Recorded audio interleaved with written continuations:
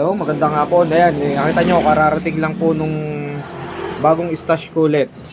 Galing uli kay Cash Gang Pyro. Tingnan natin. Actually, pangalawang order ko lang to sa kanya. Yung una kasi puro quizzes. Quizzes din naman to. Sabi ko nga, tatry ko. Kaya nga doon sa mga ibang pyro, hindi ko pa naman kailangan ng marami.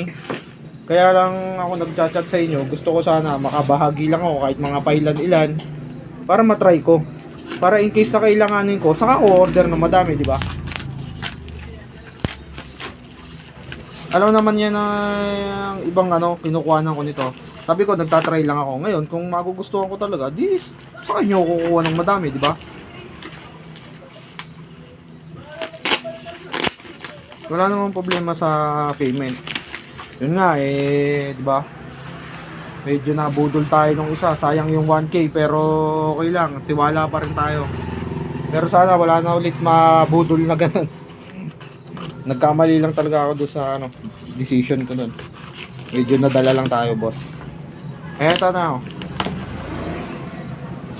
Bali lang to. 20 pieces lang yata to nung Conde DK. Tapos 5 librila na bombshell.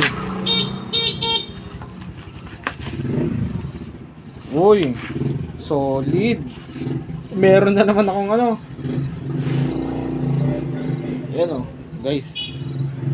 Ito. Makikita nyo.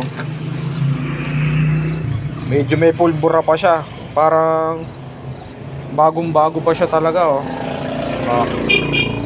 Ito nga pala yung Quizzes Bombshell Librila Fireworks. Okay daw to, solid. Try natin. Yan, dito siya kagaling Cash Gang Pyro. Thank you ulit, thank you Cash Gang Pyro. Order kayo dito, solid dito. Tapos to, previous niya sa atin, dalawa. Ayan, special quizzes to by Librila Fireworks ulit. Tapos meron tayong 20 pieces na Conde DK quizzes. Actually panay siya. Panay quizzes. Kasi ito lang naman ang pwede ngayon pang occasionally Siguro next time sawa na lang pag meron tayong mapibilhan ng maganda-ganda at saka maayos na seller. And guys, okay ito.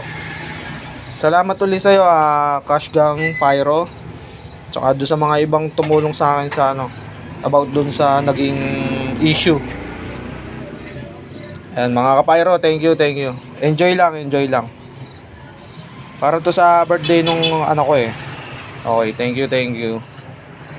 Thank you. Paano na lang ulit pa-like and follow nung aking vlog sa YouTube. Mark Pyro Beats. Thank you.